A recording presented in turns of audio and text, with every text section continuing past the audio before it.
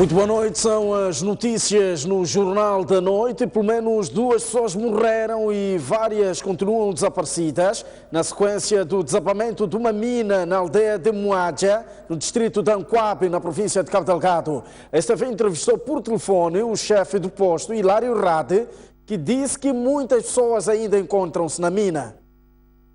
Aconteceu aqui acidente lá na mina, erosão. Aquele buraco todo, aquela área, aquela terra toda partiu para baixo, naquele buraco onde estavam a extrair aquele ouro, perderam vida e 2 pessoas que foram recuperadas em vida. Agora a equipa da força do comando distrital, o chefe das operações digital, diretor da CIS, mandaram que pudesse enterrar ali mesmo, porque a distância é longa da aldeia para lá. E pronto, é verdade que isso aconteceu na madrugada de hoje. Perderam vida 2 pessoas provenientes da província de Niassa. Ainda não chegou o número, assim quero tentar voltar para lá mesmo, ir encontrar mais. Talvez pode ter mais restos das pessoas. Quantas pessoas estavam a trabalhar na mina? O número é desconhecido porque era um número muito grande, muito maior.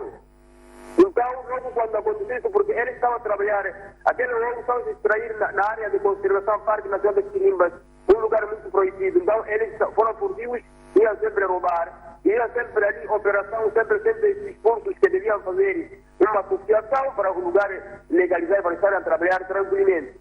Mas mesmo aqui não quiseram. Então, chega mais de 300 pessoas que estavam lá. Até pode vir ultrapassar esse número aí. Uma notícia que poderá conhecer sua atualização a qualquer momento. Vamos olhar para outras notícias. Os 3 jornalistas feridos no acidente ocorrido ontem em Manica estão a melhorar e poderão ter alta em breve. O governador de Manica, Alberto Mondlane, visitou hoje os feridos e lamentou o acidente. De acordo com o diretor dos serviços de urgência do Hospital Provincial de Manica, o ferido mais grave já está consciente e consegue caminhar sozinho. A saúde dos outros 2 jornalistas também melhorou significativamente, prevendo-se que tenham alta entre segunda ou terça-feira. Os acidentados tiveram uma evolução satisfatória. Ora, vejamos que o paciente que deu entrada na cirurgia, ele teve um trauma do crânio com múltiplas feridas abrasivas.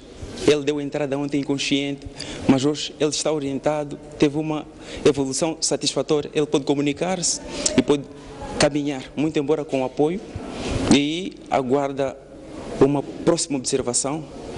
Eu acredito que a alta está mesmo prevista. Para acompanhar de perto o tratamento dos feridos, o governador de Manica deslocou-se na manhã deste domingo ao hospital, onde falou com os jornalistas e com a direção da unidade sanitária. No final da visita, Alberto Mondlane lamentou o acidente e apelou à responsabilidade dos condutores. Estes jornalistas estavam numa missão que tem a ver com o desenvolvimento da província e respeitamos muito esse trabalho, mas por causa de qualquer coisa que o motorista não observou, tiveram um acidente. E estão aí, nas camas, não é? E perdemos um. Lamento bastante. Eu vim aqui para prestar solidariedade a esses que estão doentes, ver em que condições estão a ser tratados, mas a mensagem de fundo é de que aqueles que se põem à rua com carros, com bicicletas, com motorizadas, devem se recordar que têm uma responsabilidade muito grande em relação às pessoas que estão aqui neste espaço onde nós estamos. Além dos 3 feridos, o acidente de viação causou a morte de um jornalista do Diário de Moçambique, com sede na cidade da Beira. O grupo de profissionais saía do distrito de Sussundenga em direção a Gondola, na estrada nacional número 260, quando a viatura em que seguiam despistou e capotou. A viagem tinha como objetivo a cobertura da visita do ministro da Agricultura, José Pacheco, à província de Manica. Manuel de Araújo diz que a Frelimo ignorou a cidade de Quilimane nos últimos 40 anos e aponta a mortalidade infantil como uma das principais preocupações. O edil acusou o partido no poder durante as festividades dos 74 anos de elevação, de elevação de Quilimane à categoria de cidade.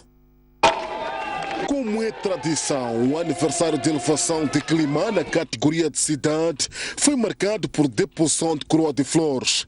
Além do governo municipal, participaram na cerimónia o administrador de Quelimane, que representou o governador da província e munícipes de vários tratos sociais. Na hora do discurso, o edil de Quelimane, Manuel de Araújo, apontou o culpado pela estagnação da autarquia. A cidade de Quelimane era uma pérola, prosperava de forma vibrante, com muitas infraestruturas modernas, ruas e avenidas asfaltadas e todos os serviços básicos a funcionar em pleno. Infelizmente, depois de 25 de julho de 75, o governo relegou para o último plano a cidade de Quelimane, que era a quarta cidade mais desenvolvida deste país, tendo sido negligenciada em todas as áreas. O seu desenvolvimento ficou estagnado. Quelimane ficou sombra daquilo que fora outrora. E como disse numa entrevista a semana passada, um dos antigos ministros deste país disse: colocaram Moçambique no poço. E eu digo, colocaram Moçambique no poço e colocaram Quelimane no buraco. O edil anunciou que uma das principais preocupações do município é a mortalidade infantil. Mortalidade materno-infantil, mortalidade juvenil e outras. Em cada 100 crianças que nascem, cerca de 60 não chegam até os 5 anos de vida. É grave ou não é grave? Temos que mudar esse cenário ou não temos que mudar? O representante do governo no município de Quelimane apelou à população ao trabalho para que Quelimane possa se desenvolver. A nossa população da cidade de Quelimane está comprometida com a causa do desenvolvimento e está a fazer muita coisa, está trazendo muita maravilha, está-se a comprometer para que cada vez mais a nossa cidade cresça e queremos continuar a registrar esse desenvolvimento. É verdade, temos muitos desafios para frente. As festividades de elevação de Quelimane na categoria de cidade foram também marcadas por uma presença massiva de membros e simpatizantes do MDM que ostentavam bandeiras do partido. Os munícipes de Quelimane apontam a instalação de água canalizada, vias de acesso e iluminação pública como os desafios do município. Propõem ainda a elaboração de um plano diretor de urbanização. Hoje, com 200 mil habitantes, Quelimane é a cidade mais importante da província da Zambésia. Entretanto, o número da população não cresce à mesma medida que os serviços básicos. Os munícipes dizem que falta água potável, luz e vias de acesso. De certo modo, a cidade de Quelimane precisa de muito trabalho, no sentido de ela devolver a dignidade para os moçambicanos. Precisamos ter ruas em condições, precisamos de ter iluminação pública nos bairros, precisamos ter água, precisamos de condições que o município deve trabalhar para isso. Melhorar as vias de acesso, melhorar o sistema de abastecimento de água e fornecimento de energia elétrica. Não deixar também de falar sobre a urbanização da cidade. Está em progresso, temos bairros novos que estão surgindo. Para melhorar a gestão do solo urbano, os munícipes propõem a elaboração de um plano diretor de urbanização. E ele enfrenta grandes problemas neste momento, que é o problema da drenagem, o problema do assoreamento, temos problemas da ponte que vai ao Padeiro e outra ponte, Anaminho, desculpa, e outra que vai a Madal. É preciso que haja um plano diretor de urbanização, uma vez que a cidade está a crescer. Portanto, há muitos desafios, para isso é preciso juntar umas sinergias. Todos nós somos atores principais desta grande cidade, que é a cidade dos bons sinais, e por essa razão queria felicitar a todos os munícipes e o edil desta cidade. E para que a urbe desenvolva sem sobressaltos, o povo de Quelimane pede paz aos políticos. O Presidente da República, Filipe Nunes, inicia a partir de amanhã uma visita de trabalho à província de Sofala. O chefe de Estado vai escalar os distritos de Machanga, Marromeu, Caia, Nhamatanda e Cidade da Beira, onde tem agendado encontros com os governos locais, reuniões com diversos segmentos da sociedade, comícios populares e visitas a empreendimentos de interesse econômico e social. Durante a sua estadia em Sofala, o chefe de Estado vai ainda abrir o 9º Festival Nacional da Cultura, que se realiza sob o lema Celebrando a Diversidade Cultural pela Consolidação da Paz e Desenvolvimento. Nesta deslocação, o chefe de Estado é acompanhado pelos ministros do Interior, Administração Estatal e Função Pública, Educação e Desenvolvimento Humano, Transportes e Comunicações, Cultura e Turismo, entre outros. 15 operadores turísticos suspenderam as atividades em Inhambane devido à crise financeira que o país atravessa, aliada à tensão político-militar. Nem mesmo um dos melhores destinos turísticos de África escapou à crise econômica que Moçambique atravessa, aliada à tensão político-militar. Com taxas de ocupação que rondam entre 50% a 60%, a presença de turistas em Inhambane caiu drasticamente. Estamos a registrar uma baixa participação dos clientes. Não é? Penso que é devido à crise que se faz sentir em Moçambique. Nessas alturas, é a altura de férias europeias, então estaríamos com uma casa cheia, mas ainda temos alguns quartos disponíveis. Há momentos em que nós, como operadores turísticos, pensamos em fechar, mas antes, se até estamos vivos neste momento, é por uma questão de aguentar com isto, mas não está nada fácil. Aliás, devido à subida galopante dos custos de produção, este gestor turístico diz que terá que despedir parte dos 40 trabalhadores para poupar cerca de 50 mil meticais da sua balança de pagamentos. E se as coisas continuarem assim, a primeira coisa, vamos reduzir a mão de obra, porque não vale a pena nós termos que manter a casa com custos elevados e quando não há produção. Então, outros há que apelam para a diversificação de produtos e serviços como forma de dar a volta à situação. A tarifa, tanto em si, não foi mexida.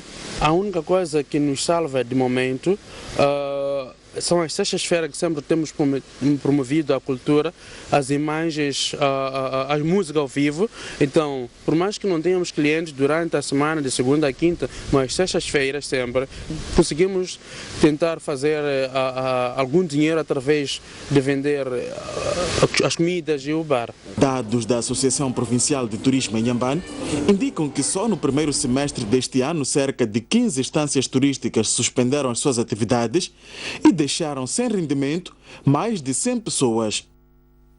A crise econômica que o país enfrenta está também a afetar os restaurantes. No primeiro semestre deste ano, alguns estabelecimentos registraram uma queda nas receitas na ordem dos 40%, confirmando as estimativas recentemente divulgadas pelo Instituto Nacional de Estatística. A crise econômica baixou o poder de compra da população e um dos reflexos é a redução dos clientes nos restaurantes. A STV visitou 2 restaurantes em Maputo que confirmam a quebra da atividade. Um deles é o restaurante Mar na Brasa, onde o número de clientes desceu 40% no primeiro semestre. Com esta crise temos mesmo os preços muito elevados, o que condiciona que mesmo os preços tenham mesmo que alterar-se e as pessoas ainda não estão um bocado habituadas e não estão ajustadas. A situação de agora não está um bocado ajustada àquilo que era a compra, o poder de compra, e temos visto tipo 40% de redução daquilo que era a nossa estimativa. Reduzimos 40% daquilo que era o nosso fluxo de clientela. Com a subida do nível geral de preços, os custos de operação cresceram e reduziram a margem de lucros. Para compensar, os restaurantes viram-se obrigados a aumentar os preços, mas a decisão fez recuar alguns clientes. O nosso menu também já mudou, subimos os preços e os clientes sempre reclamam dos preços e já não aparecem alguns clientes. E tendo em conta que nós nem subimos tanto assim os preços, mas os clientes simplesmente já não aparecem, dizem que as nossas coisas são caras. A solução passa por uma melhor oferta e diversificação dos serviços. Estamos para fazer promoções. Por exemplo, daqui a nada vamos ter pizzas. Mas temos a melhorar com alguns programas de entretenimento, aos finais de semana, e durante o dia tentamos melhorar um bocadinho com a nossa qualidade de serviço, é o que nos mantém os clientes até agora. De acordo com o Instituto Nacional de Estatística, o setor da hotelaria e restauração foi afetado pelo aumento dos custos de operação, aumento da concorrência e dificuldades de acesso ao crédito. A arte também ressente-se das dificuldades econômicas. Artesãos em Climane dizem que o negócio baixou por falta de turistas, uma tendência confirmada pela Direção Provincial de Cultura e Turismo na Zambésia. Na essência, os artesãos dependem mais de turistas que escalam a província da Zambésia. Devido ao conflito militar e questões financeiras, o volume de negócio baixou consideravelmente. O nosso negócio não está a sair. Não está a sair porque o problema de conflito militar, que esse ano piorou muito. O conflito militar, se for a parar, Renamo e da Frelimo, se fosse dialogarem, né, para esse conflito militar parar, então nós poderíamos ter turistas aqui. Por que vendia há muito tempo? Quanto é que vende agora por dia? Há muito tempo vendia porque, por exemplo, a gente aproveita aqui no hotel e ficava um pouco de momento. Agora estou assim mesmo. O diretor provincial da Cultura e Turismo reconhece o facto e avança dados. Preciso referenciar que no primeiro semestre deste ano tivemos um pouco mais de 3 mil turistas, entre os quais 2.600 são moçambicanos, um pouco mais de 500 estrangeiros. Destes 500, mais de 50% são sul-africanos. É preciso referenciar que este é o ambiente que nós tivemos. Sobremaneira, considera-se uma baixa em relação ao ano passado, quase no mesmo período, que tivemos um ligeiro número de mais ou menos 8 mil visitantes, hóspedes. O apelo dos artesãos é de cessação das hostilidades militares. As Olimpíadas terminam amanhã à 1 da madrugada de Maputo. Os Jogos Olímpicos do Brasil, durante um mês, o Rio de Janeiro foi a casa das maiores estrelas do desporto mundial.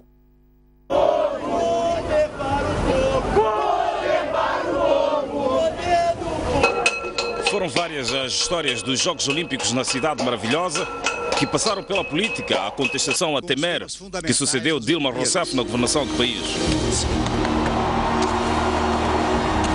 Mas a pompa na festa de abertura quase faz esquecer as diferenças políticas e sociais dos brasileiros. Os Estados Unidos foram os maiores. Roubaram mais de uma centena de medalhas e lideraram a lista do país com mais ouro nestes Jogos. Ficam para a história destes Jogos as braçadas de Michael Phelps, que regressou às piscinas e mostrou ao mundo que continua sem adversário à altura. Bateu o recorde de nadador olímpico com mais medalhas de ouros conquistadas na história. O jamaicano Usain Bolt conquistou 3 medalhas de ouro e continua a ser o mais rápido velocista do mundo. Sexta-feira, na sua última prova, colocou ponto final em grande à sua carreira olímpica. O escândalo do racismo esteve patente nestes Jogos, com a brasileira Rafaela a ser o rosto principal. Foi chamada de macaco que nunca deveria ter saído da jaula em 2012, nos Jogos de Londres, mas vingou sua raça em casa conquistando ouro. No basquetebol, os Estados Unidos foram passear classe no Brasil e mostraram ser os mais fortes. Venceram todos aqueles que lhes cruzaram o caminho. Com uma seleção de luxo comandada por Kevin Durant, poucos poderiam os travar. Os americanos fizeram história com a mentirinha contada pelos nadadores sobre um pretenso assalto quando regressavam à Vila Olímpica. Mas tudo não passou de mal entendido e logo ficou esclarecido. De África, Cácer Semenha levou a medalha nos 800 metros, passeou a sua classe e superou as adversárias. Enfim, foi uma passeata. O escândalo do doping não passou ao lado. O lutador indiano Yadav, que testou positivo para esteroides anabolizantes antes dos Jogos, já havia sido exonerado pela agência antidoping do seu país. Foi excluído dos Jogos do Rio 2016 e suspenso por 4 anos pelo Tribunal de Arbitragem Desportiva. E ontem o Brasil sagrou-se campeão olímpico em futebol ao vencer a Alemanha por 5-4 nas grandes penalidades. O capitão Neymar pediu para deixar a responsabilidade. No tempo regulamentar, a partida terminou empatada em 1-1. O brasileiro Neymar abriu o placar no primeiro tempo. Max Meyer igualou na volta do intervalo. No prolongamento, o empate persistiu. Já nas penalidades, o alemão Petersen viu o Everton defender a sua cobrança e deu início à festa dos brasileiros no estádio Carioca. Em seguida, Neymar garantiu a vitória inédita. O atacante foi o destaque da decisão. Neymar fez o golo no tempo normal e no último penalti. O homem do jogo aproveitou esta conquista para anunciar a sua retirada como capitão da seleção. Muito grande, estou muito feliz.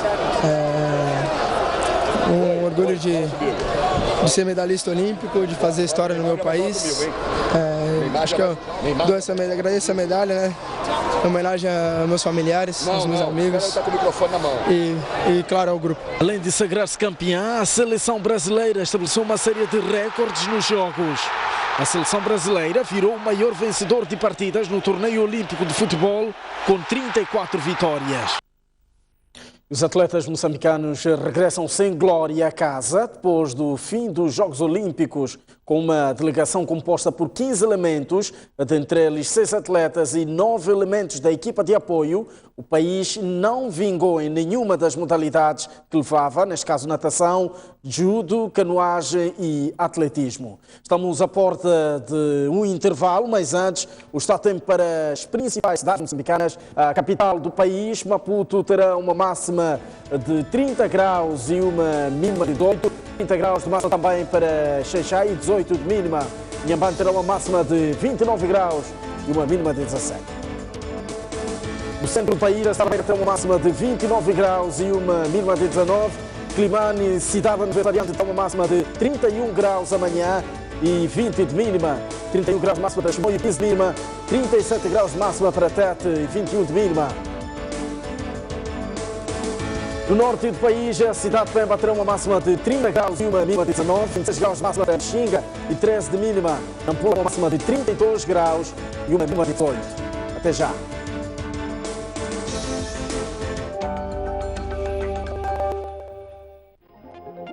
Já pode ler o Jornal do País quando quiser e onde estiver. Quer saber como?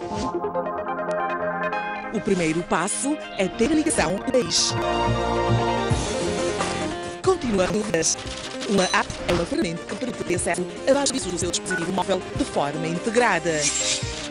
Agora acesse a sua App Store ou a Play Store e faça o download do país. Dessa forma, poderá aceder a uma versão digital do jornal. Assim, não deixe de acompanhar todas as edições do jornal O País. A verdade como notícia.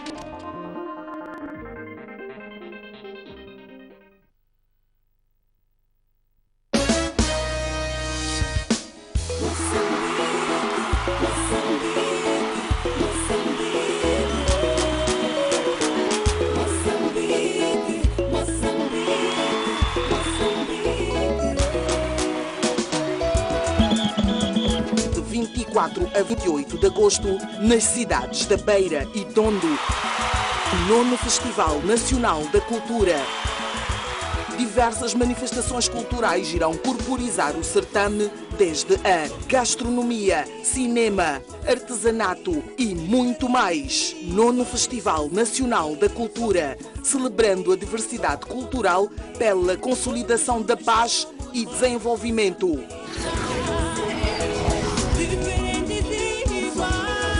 Apoio. Todos juntos somos mais.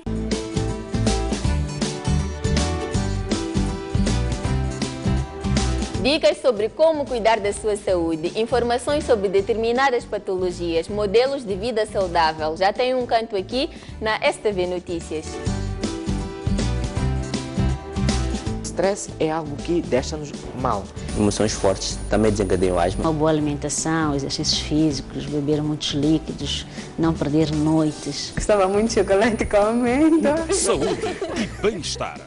todas as segundas-feiras às 10 horas. Siga conosco no Saúde e Bem-Estar.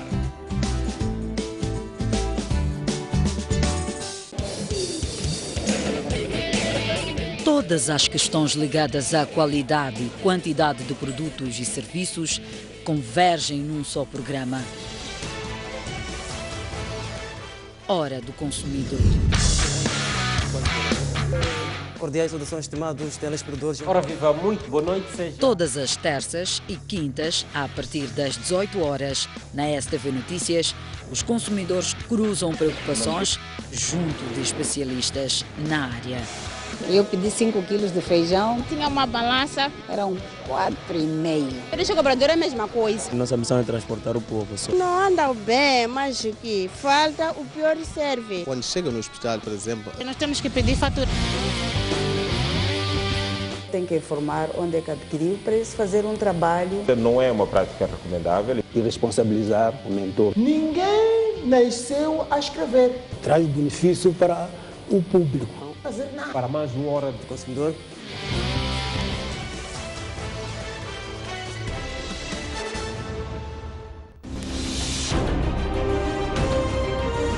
Maior parte para novos tempos e novas esperanças. A grande questão agora é tentar perceber como é que uma obra tão recente desabou.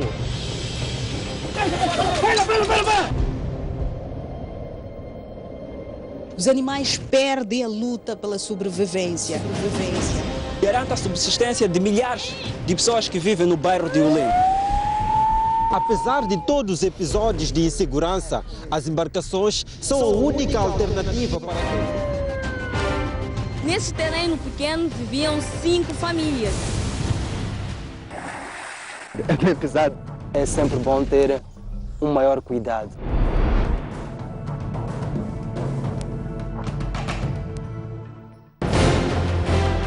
Um país sem história é um país sem futuro.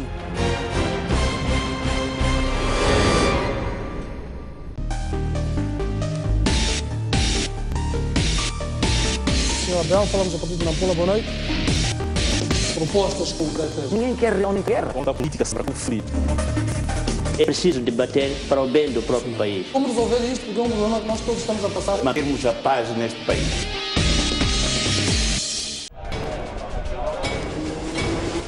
Os temas da atualidade desportiva.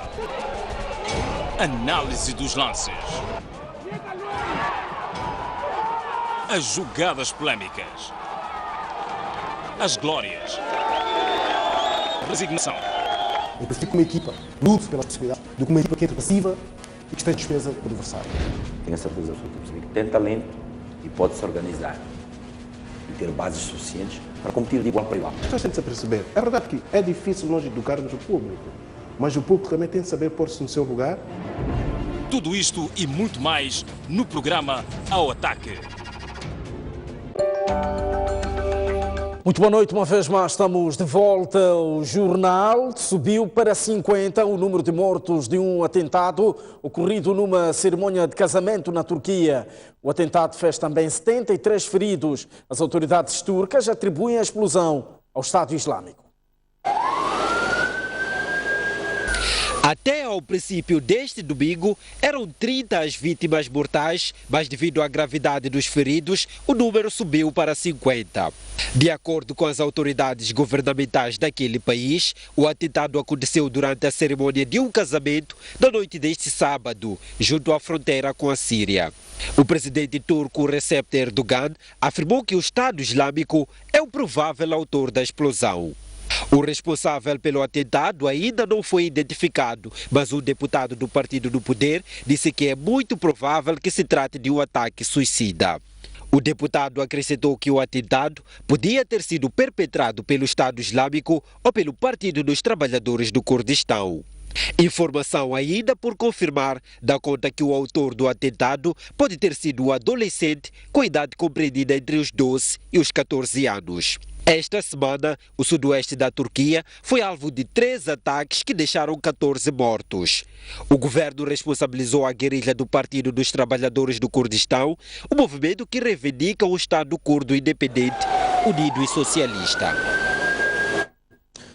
Agora o desporto. As equipas do Machacane e do Ferroviário de Maputo empataram este domingo, sem abertura de contagem, no jogo da 21ª jornada de Moçambola. O campeonato continua a ser liderado pela União Desportiva de Songo, com 42 pontos. Estádio Nacional de Zimpeto, público razoável nas bancadas, mas que poderia ter sido mais, atendendo ao jogo que envolvia dois gigantes do Campeonato Nacional. Dentro das quatro linhas, o Ferroviário de Maputo foi a primeira equipa a dar indicações de perigo neste lance em que Gito chega atrasado e não consegue desviar a bola para golo. Quando estavam transcorridos 27 minutos da contenda, Paito criou calafrios aos Locomotivas com este remate cruzado que levou a bola à trave da baliza de Lionel. Instantes depois, Butana testou os reflexos do guarda-redes Lionel, que com mestria defendeu para canto. Terminou a primeira parte com equilíbrio a ser um denominador comum. Na segunda parte, só deu Ferroviário de Maputo.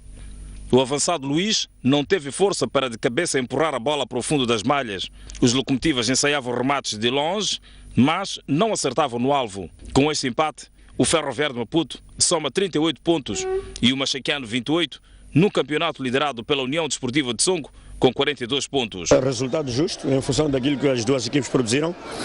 O Machacane a jogar a base de contra-ataques e que poderia ter criado calafrios nos últimos minutos da primeira parte. E um Ferroviário que dominou por completo do ponto de vista ofensivo, mas a pecarmos sempre naquilo que é a finalização. Tem sido do nosso calcanhar daqueles. Os nossos pontas de lança não conseguem marcar, mas estamos satisfeitos com a entrega da equipe. Infeliz. Eu acho que foi um jogo bem disputado, em que na primeira parte o Ferroviário teve o domínio, o ligeiro domínio, criou inclusive oportunidades para poder marcar. Nós sofremos, soubemos sofrer, mas já na segunda parte conseguimos equilibrar o jogo, equilibramos inclusive as oportunidades criadas pelo Ferroviário, que nós também tivemos escassas, mas tivemos oportunidades. Infelizmente não ganhamos, mas vamos ter que nos contentar com este ponto, que é saboroso atender que estamos a jogar com o Ferroviário, campeão nacional, o Ferroviário que está motivado, que está nos lugares primeiros.